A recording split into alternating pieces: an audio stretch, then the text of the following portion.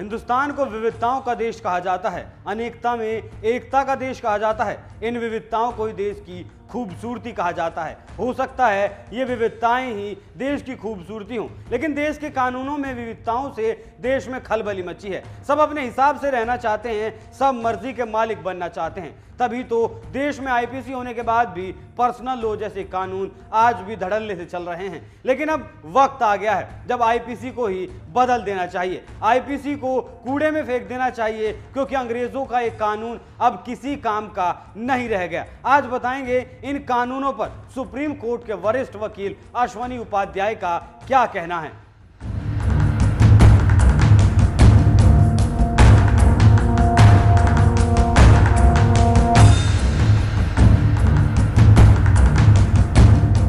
नमस्कार, NMF news देख रहे हैं आप। मैं हूं आपके साथ अभिषेक पुंडीर। यूसीसी को लेकर देश में बवाल बचा है। रहनुमा बनने की कोशिशों में जो लोग लगे रहते हैं, उन्हें इन कानूनों से चिढ़ हो रही है। इस कानून से वो बौखलाए हुए हैं, जो चाहते हैं कि ये कानून लागू ना हो, जबकि संविधान में इसका जिक्र किया गया है। लेकिन इन्हें रहनुमा बनना है तो इनका कहना है कि अधिकारों का हनन किया जा रहा है। पहले आप सुनिए प्रधानमंत्री मोदी का क्या कहना है यूसीसी को लेकर।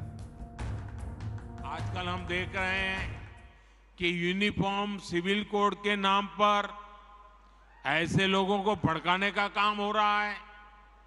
आप मुझे बताइए, एक घर में परिवार के एक सदस्य के लिए एक कानून हो, परिवार के दूसरे सदस्य के लिए दूसरा कानून हो, तो क्या वो घर चल पाएगा? क्या कभी भी चल पाएगा क्या?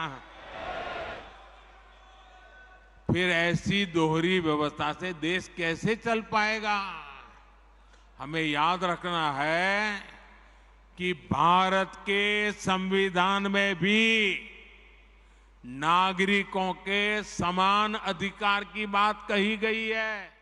लेकिन ये लोग संविधान का हवाला तो देते हैं, लेकिन जब मानने की बात आती है तो इनकी घिग्गी बन जाती है। इसका कारण है तुष्टीकरण, क्योंकि जब संविधान बनाया गया था तभी हर नागरिक के लिए समान कानून होना चाहिए था, लेकिन नहीं किया गया। जो हम जिस कानून के भरोसे चल रहे हैं, उन कानूनों का क्या हाल है, वो कितने रद्दी हो चुके हैं, क्योंकि वो 1860 में बनाए गए थे। अब से सैकड़ों साल पहले वो अंग्रेजों ने कानून बनाए थे, उन्हीं पर आज भी हम जिंदा हैं। इसलिए मैं सरकार से निवेदन करता हूं, माननीय प्रधानमंत्री से निवेदन करता हूं, आप इस 1860 की मैकाले द्वारा बनाई गई इंडियन पिनल कोड को कूड़े के डब्बे में फेंकिए। आने वाले संसद सत्र में इसको उठा के फेंक दीजिए, इसको खत्म करिए और अमेरिका के फेडरल पिनल कोड की तर्ज पे एक one nation one penal code लागू करिए। जैसे इसमें 123 चैप्टर हैं, वैसे भारत में आप बनाइए।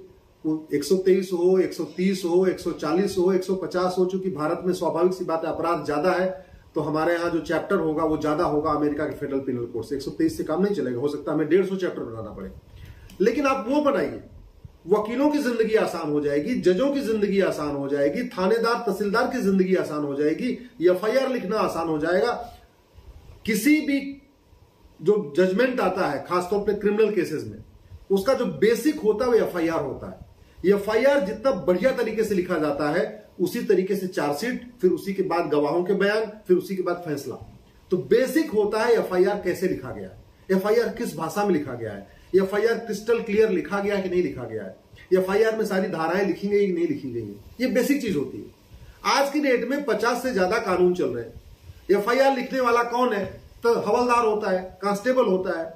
वो बेचारा हवलदार कांस्टेबल 50 कानूनों को पढ़ सकता है क्या? आप जरा खुद सोचिए, जो 10वीं पास 12वीं पास है। अरे जजेस नहीं पढ़ पाते 50 कानून को। हमारे जैसे लोग जो वकील है वो नहीं पढ़ पाते 50 कानून को। अब हम चाहते हैं कि जो कांस्टेबल है थाने में बैठा हुआ, जिसको सुबह से लेकर शाम तक 50 एफआईआर लिखना है, वो हर बार जब भी एफआईआर लिखे तो 50 कानूनों को पढ़े। ऐसा संभव है क्या? इसीलिए बहुत सारे लोग जो दोषी हैं बाद में उनको बेल मिल जाती है, क्योंकि एफआईआर ढंग से नहीं लिखा जाता। और बहुत सारे वास्तव में जो निर्दोष हैं वो जेल में पड़े रहते हैं, उनको बेल नहीं मिल पाती क्योंकि एफआईआर ठीक से नहीं लिखा जाता। इसलिए मेरा निवेदन है कि one nation one civil code पे माननीय प्रधानमंत्री जी ने कल जो कहा है उसका मैं स्वागत करता हूं, लेकिन लोगों को ठीक से न्याय मिले। इस देश का जुडिशियल सिस्टम इतना खोखला हो चुका है, 20-20, 30-30 साल केस चलते हैं और फिर बरी कर दिया जाता है आरोपियों को। तारीखों पर तारीख मिलती हैं, जब कोई वकील चाहता है तब फैसला कर दिया जाता है, जब किसी जज की मर्जी होती है तब फैसला कर दिया जाता है। ऐसे घटिया कानूनों के बूते पर ना तो अपराध कम किया जा सकता है, ना भ्रष्टाचार खत्म किया जा सकता है और ना ही घोटालों पर रोक लगाई जा सकती है। और जब इन सब पर रोक नहीं लगाई जा सकती तो फिर देश में शांति नहीं लाई जा सकती। और इन कानूनों को करना क्या है, देखिए अश्वनी उपाध्याय इस पर क्या कहते हैं। और सिंपली बनाया जाता है। जितने भी अपराध घटित हो रहे हैं भारत में, हमको पता चल चुका है।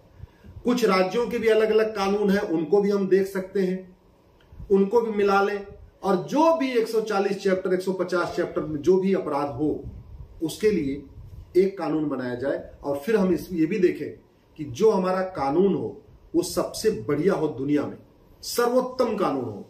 अगर एक भारत श्रेष्ठ भारत बनाना है तो एक भारत तब बनेगा जब हर कानून सबके लिए लागू होगा, और श्रेष्ठ भारत तब बनेगा जब हमारा हर कानून श्रेष्ठतम कानून होगा।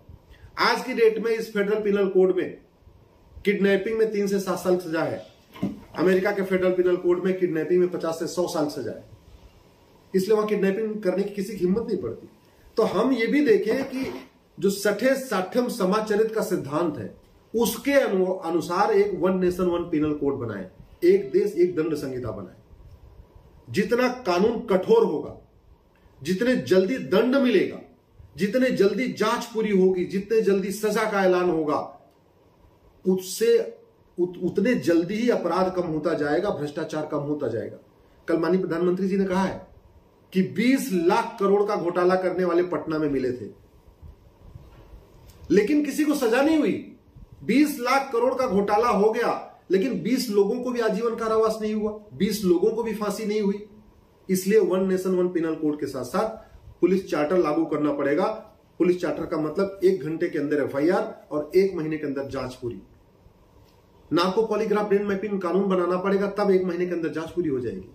जुडिशियल चार्टर लागू करना पड़ेगा। ये जज जो लगातार एडजन करते जाते हैं, तारीख पे तारीख देते चले जाते हैं, जब वकील चाहता है भाई तारीख दे दो, वो तारीख दे देते, ऐसे नहीं। जुडिशियल चार्टर लागू करना पड़ेगा कि इस क्राइम, अगर ये अपराध है तो 10 मैक्सिमम 10 डेट पड़ेगी, ये अपराध है तो मैक्सिमम 5 डेट पड़ेगी, मर्डर है तो मैक्सिमम 20 डेट पड़ेगी या 15 डेट पड़ेगी, अगर रेप है तो मैक्सिमम 10, जो भी है हर एक क्राइम का बाकायदा लिखना पड़ेगा कि ये अपराध 2 डेट में खत्म, 2 डेट में सुनवाई होगी, इस अपराध की 5 डेट में सुनवाई होगी, इस अपराध की 6 डेट में सुनवाई होगी, लेकिन मैक्सिमम 1 साल के अंदर सभी अपराध की सुनवाई कंप्लीट होनी चाहिए।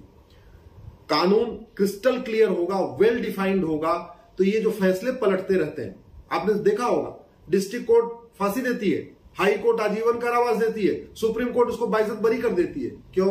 क्योंकि एक तो नार्को पॉलीग्राफ ब्रेन मैपिंग कानून नहीं है, दूसरा कानून इतने वेल डिफाइंड नहीं है, क्रिस्टल क्लियर नहीं है, कानून की जो डिफिनीशन है क्लियर नहीं है, तो उसको जज अपने अपने हिसाब से इंटरप्रिटेशन करते हैं। चूंकि कानून घटिया है, इसका सबसे ज्यादा फायदा भ्रष्ट जज उठाते हैं। जो जज भ्रष्ट हैं वो उसी कानून को देखते हैं और अपने हिसाब से उसका इंटरप्रिटेशन करते हैं, बेल भी दे देते हैं, जमानत भी दे देते हैं, कई बार बाइज्जत बरी भी कर देते हैं सबूत के अभाव में। इसलिए मैं प्रधानमंत्री से निवेदन करता हूं, पुलिस रिफॉर्म, जुडिशियल रिफॉर्म के बारे में सोचें और तत्काल इस 1860 में बनी हुई मैकाले के इंडियन पिनल कोड को उठा के कूड़े के डब्बे में फेंके और एक one nation one penal code यानी एक देश एक दंड संहिता तत्काल लागू करे, पुलिस रिफॉर्म, जुडिशियल रिफॉर्म करे और नार्को पॉलीग्राफ ब्रेन मैपिंग कानून बने। सरकार जब एक देश के लिए कानून की मुहिम छेड़ चुकी है तो क्यों नहीं लगे हाथ ही 1860 में बने अंग्रेजों के कानूनों को भी बदल दिया जाए। इन अंग्रेजों के बनाए कानूनों को आज हम क्यों मान रहे हैं? क्यों नहीं इसका रिफॉर्म करके एक सुलभ कानून बना दिया जाता जिससे अपराधों पर लगाम लगाई जा सके? क्यों नहीं हम अमेरिका जैसे कानूनों से सीख लेते? क्यों नहीं हम अपने देश के अपराधों को कम करने के लिए अमेरिका जैसे कानूनों को अपने यहाँ लागू नहीं कर देते? आप इस खबर पर क्या राय रखते हैं? अपनी राय हमें कमेंट कर जरूर बताएं। नमस्कार।